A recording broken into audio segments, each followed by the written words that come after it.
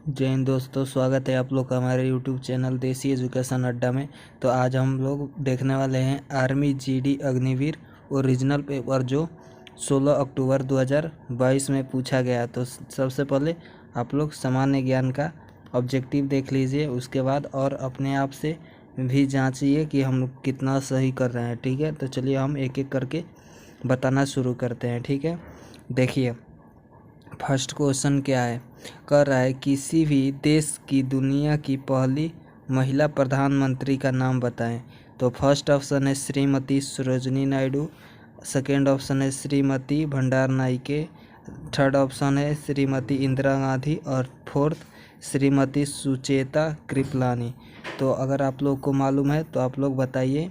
और देखिए इसका सही आंसर हो जाएगा ऑप्शन बी राइट है। ठीक है, श्रीमती भंडार नाइके। ठीक है, आगे चलिए। अगला प्रश्न देखिए। अगला प्रश्न कह रहा है विश्व का पहला देश जहां औद्योगिक क्रांति की शुरुआत हुई। Option A France, option B America, option C Britain और ऑप्शन डी जर्मनी। तो इसका सही आंसर हो जाएगा Britain, C option is right. तो विश्व का पहला देश जहां औद्योगिक क्रांति की शुरुआत कहाँ हुई, ब्रिटेन में। आप लोग याद रखिएगा। चलिए आगे देखिए। अगला प्रश्न 3 नंबर क्या कह रहा है।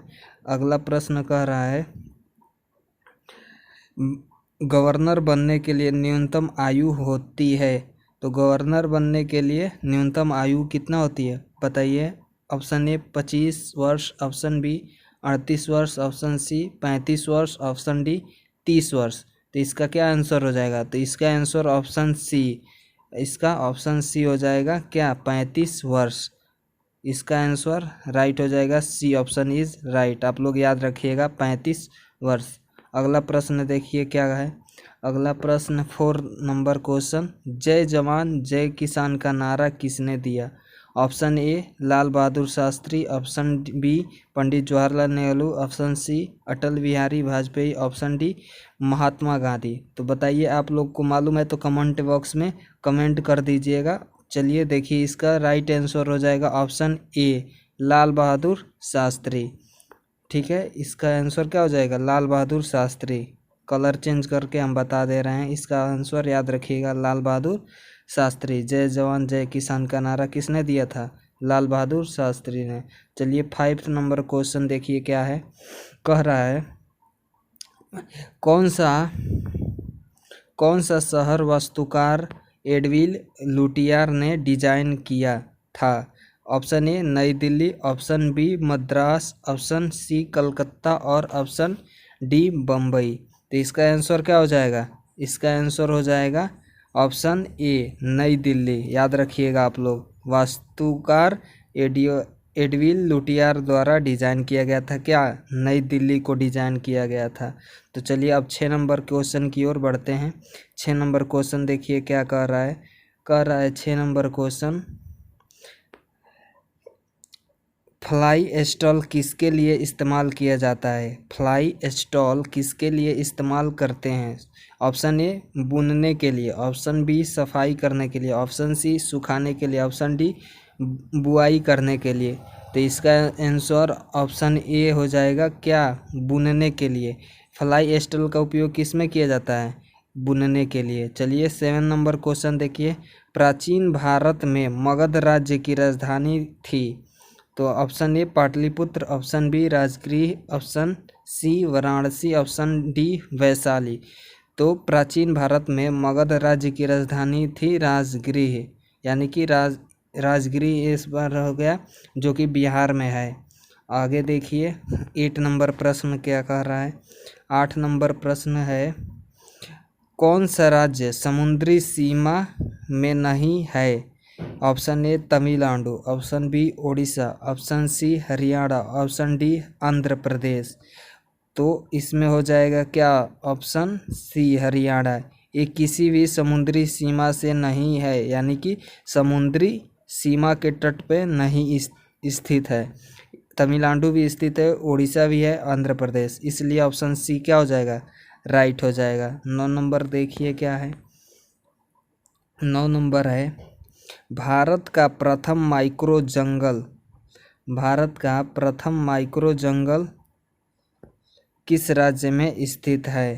भारत का, तो option A Himachal Pradesh, B Orissa, C Punjab और डी छत्तीसगढ़। तो इसका क्या हो जाएगा? माइक्रो जंगल है स्थित छत्तीसगढ़ में। ठीक है, याद रखिएगा आप लोग। अब आगे देखिए, विश्व, अब 10 नंबर क्वेश्चन क्या है, कह रहा है विश्व में सबसे ज़्यादा कोयला उत्पादन करने वाला देश कौन सा है? ऑप्शन ए चीन, option B America, option C Bharat, option D रूस। तो इसका ऑप्शन ए इज राइट हो जाएगा। चीन में सबसे ज़्यादा कोयले का उत्पादन किया जाता है, तो ऑप्शन ए इज राइट, याद रखिएगा। चलिए 10 के बाद 11 नंबर प्रश्न देखिए। 11 नंबर क्या है, हल्दी घाटी का युद्ध किसके बीच लड़ा गया था?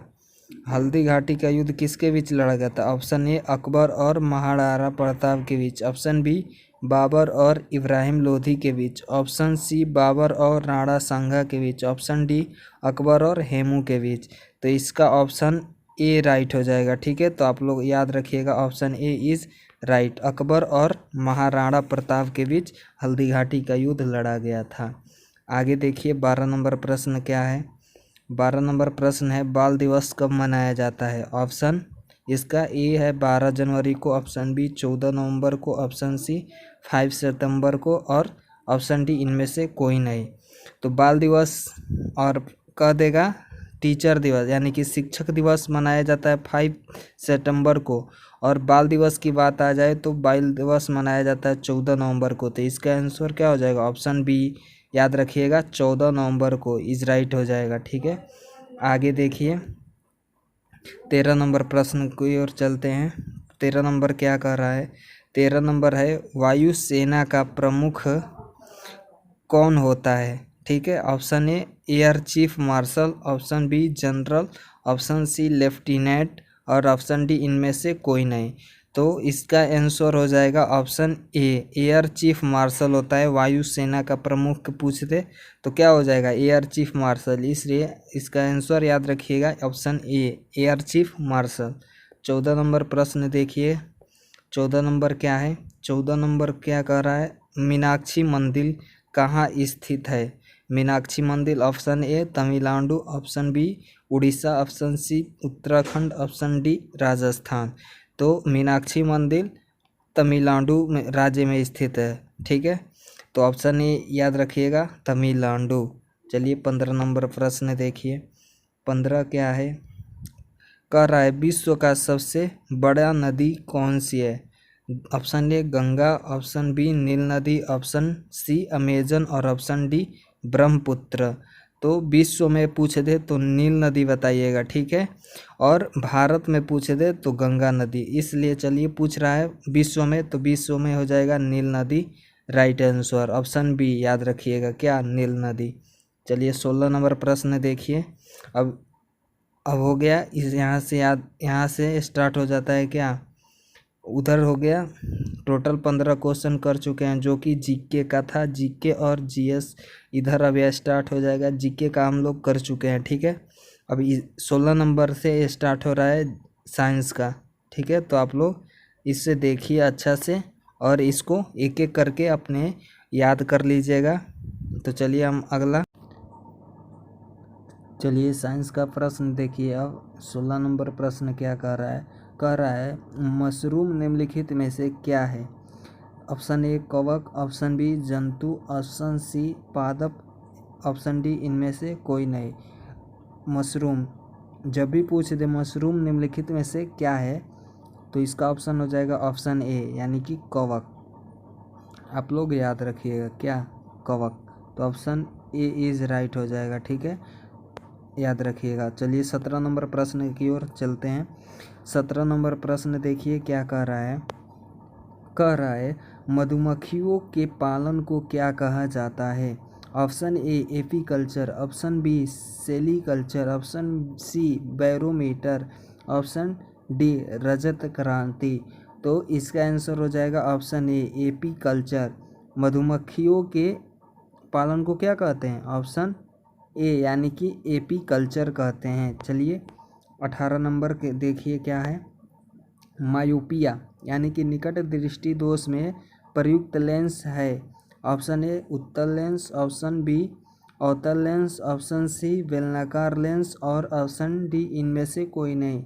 तो जब भी निकट दृष्टि दोष के लिए कह दे तो उसके लिए क्या होता है? अवतल लेंस, और दूर दृष्टि दोष के लिए उत्तल लेंस का प्रयोग किया जाता है। ठीक है, और ये हो गया जो कि न ही दूर के वस्तु के लिए और न ही नज़दीक के लिए क्या करते हैं? और बेलनाकार लेंस। तो इसका आंसर हो जाएगा ऑप्शन बी, क्या? अवतल लेंस। याद रखिएगा, क्या? मायोपिया यानी कि निकट दृष्टि दोष के बारे में बात कर दे तो आप लोग याद रखिएगा क्या? अवतल लेंस। चलिए 19 नंबर प्रश्न देखिए, कह रहा है समतल दर्पण में बना प्रतिबिंब होता है क्या? उल्टा, बी असली या आभासी, और सी तिरछा, और ऑप्शन डी इनमें से कोई नहीं। तो इसका ऑप्शन हो जाएगा बी, असली और आभासी। समतल दर्पण में प्रतिबिंब बनता है आभासी। ठीक है, तो बी ऑप्शन याद रखिएगा, असली या आभासी। 20 नंबर प्रश्न देखिए, 20 नंबर है सजीव और निर्जीव के बीच की योजक कड़ी कहलाती है? Option A amoeba, option B virus, option C bacteria, option D इनमें से कोई नहीं। तो इसका आंसर हो जाएगा ऑप्शन बी, वायरस। बी याद रखिएगा, वायरस। ठीक है, ऑप्शन बी हो गया। अब देखिए 21 नंबर प्रश्न क्या है। 21 नंबर प्रश्न कह रहा है विद्युत घंटी किस सिद्धांत पर काम करती है? ऑप्शन ए धारा के चुंबकीय प्रभाव, बी धारा के रासायनिक प्रभाव, सी दोनों, और डी सभी। जब भी विद्युत घंटी कह दे तो इसका आंसर क्या हो जाएगा? चुंबकीय। इसमें न ही रिएक्शन यानी कि कोई भी केमिकल हो है नहीं, इसलिए ऑप्शन बी नहीं होगा और ना ही सी होगा। इसलिए ऑप्शन क्या हो जाएगा? ए इज राइट। क्या? धारा के चुंबकीय प्रभाव, मैग्नेटिक इफेक्ट से कार्य करती है। ठीक है, सिद्धांत यही हो जाएगा, ऑप्शन ए हो जाएगा उसका राइट। अब 22 नंबर प्रश्न देखिए, कह रहा है ज्वालामुखी से सबसे अधिक कौन सी गैस निकलती है? ऑप्शन ए जल वाष्प, ऑप्शन बी कार्बन डाइऑक्साइड, और option C sulphur dioxide, option D हो जाएगा क्या? Hydrogen fluoride. तो इसका आंसर हो जाएगा sulphur dioxide, SO2 sulphur dioxide. याद रखिएगा क्या? ऑप्शन सी, ज्वालामुखी से सबसे अधिक निकलती है क्या? SO2 sulphur dioxide.